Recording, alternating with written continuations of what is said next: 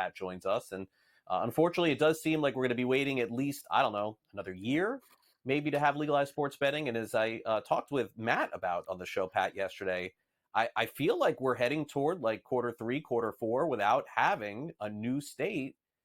Maybe sort of legalization changing in terms of like how they do it, but a new state not having sports betting in the second half of the year. I didn't think that would happen.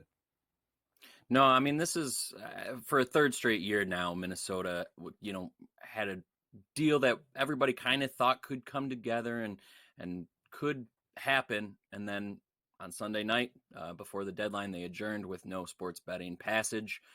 And so again, Minnesota is going to be without sports betting for at least another year. Now, there's a few developments that we'll get to that could set it up promising again next year. I mean, as you know, I've come into the session the past 2 years very bullish on Minnesota because of how close they got the year previous. So who knows really what happens, and we'll discuss that in a second. But I just want to talk about the roller coaster of a week that was last week for sports betting. It was on the calendar. Rep. Zach Stevenson's sports betting bill that gave exclusive online sports betting to the 11 tribes in the state, a little bit of money to the tracks. Of course, there was the bipartisan split there, and because of opposition on both sides, you need bipartisan support, and the Republicans want what the tracks want. And for the most part, the tracks have always said they want at least the licenses, and there's 2 tracks in the state, so they want 2 licenses. So without the Republican support, the Dems don't have enough. And on Wednesday, when it was on the calendar to be discussed in the House, there was an 8-hour discussion on some other unrelated bill. The House Speaker just jumped after a little bit and just called for a vote on that bill, which the Republicans did not want. And the Democratic Party has the majority in both chambers. So that really upset the Republican minority. And at one point, as we went into the Friday, Saturday, Sunday sessions, the minority leaders said, hey, if you keep doing stuff behind our backs, we're not going to support any issue that needs bipartisan support. And so that's where everybody kind of goes, oops, sports betting is going to be on the back burner here. And despite that, there's reports out that there were ongoing discussions between the tracks and tribes to try to come to an agreement.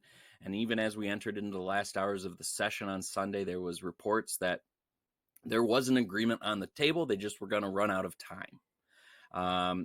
And I talked to a couple of the stakeholders. One of the tracks told me, yep, there's a deal in place that we were happy with. The tribes apparently were happy with some sort of also revenue sharing for the smaller tribes to say, hey, if we're giving money to the tracks, these little tribes will be okay too.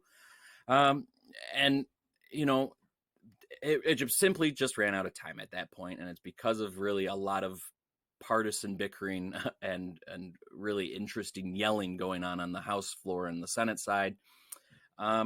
Anyway, does the deal that they've apparently come to now mean that, hey, it's in place, let's get to next session and it'll roll right through?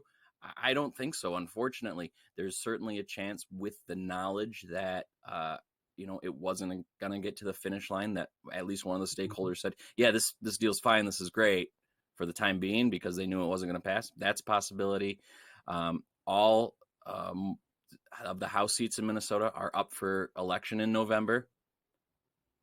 That could greatly change the dynamics of the politics in Minneapolis or St. Paul, excuse me. So who knows what happens next year? Again, I've come in both the last 2 sessions very bullish because of how much progress was made on the deals. Well, this year, apparently they had a deal, but that I don't think really means a whole lot heading into next January. So Minnesota, I still think it's probably the best state to do it legislatively soon. We'll talk about a different way up next, but does that mean it gets done next year?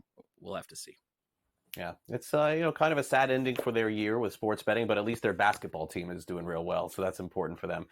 Meanwhile, sports betting in Missouri, still a battle between everybody and one person, essentially. I mean, there's just been this filibustering going on with the legislature. It seems like most people want this to happen, but there's one sticking block, and I don't know that anything will change with the same people in office. Yeah, so again, we had an adjournment on Friday. Missouri, for a third straight year, saw sports betting fall without anything happening. And that's because of a Senator, Denny Hoskins. He's very adamant about including video lottery terminal legislation language, legalization language in a sports betting bill. And that is not palatable to almost anybody else. Now, the previous 2 years, we've had a House bill cross over in the Senate, and we saw those long filibusters that you mentioned from a few senators that Hoskins is caucused with. And yeah, so this year they didn't even send it over. It got to the House floor. They just didn't take a vote because they knew, because of Hoskins' comments, that it wasn't going to pass.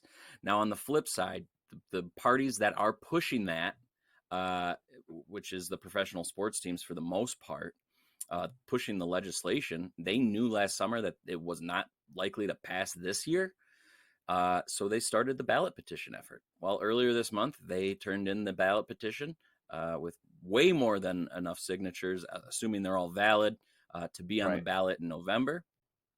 And so that'll give Missourians the actual opportunity to vote whether or not to legalize sports betting. So they're just going to do a little end around and try to just go over the legislator and legalize it that way. And interestingly, on Monday, the Winning for Missouri Education, the group behind this ballot push, turned in their recent 15-day after deadline report. FanDuel and DraftKings funneling a lot of money into this ballot effort as they turn to kind of focus on getting the vote out versus getting signatures.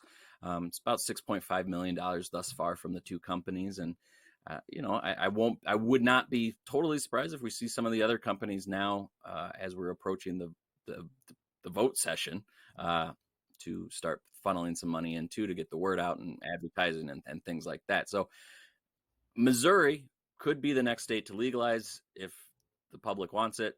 We'll see. But they didn't get it done legislatively, as, again, they adjourned on Friday. Yeah, well, again, the future is bright, I think, for legalizing sports betting in some states. Unfortunately, the ones we covered today, Minnesota and Missouri, just keep twiddling their thumbs, as we say. It's really annoying. Okay, so this is a story I think everybody should be interested in, because I think most of us have been to a Dave & Buster's before. There was a report several months ago that there would be the option to be able to bet on things happening at Dave & Buster's. What does that mean? Skee ball, Pop-A-Shot, people playing one-on-one. Illinois' legislation is now coming into factor here. So tell us, Pat, is this going to be a reality?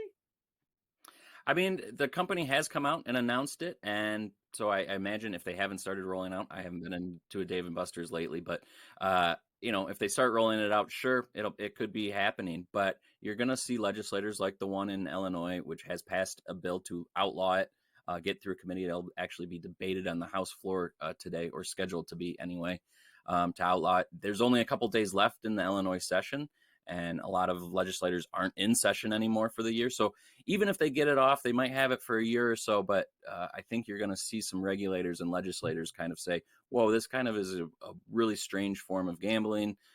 It'll be a really interesting kind of case to watch as we move forward on how it's treated by regulators and legislators. Yeah, no, I definitely have to check this out in person. I mean, I don't think it's going to happen in Florida anytime soon because of the Hard Rock, but definitely across the country. I want to see how it works.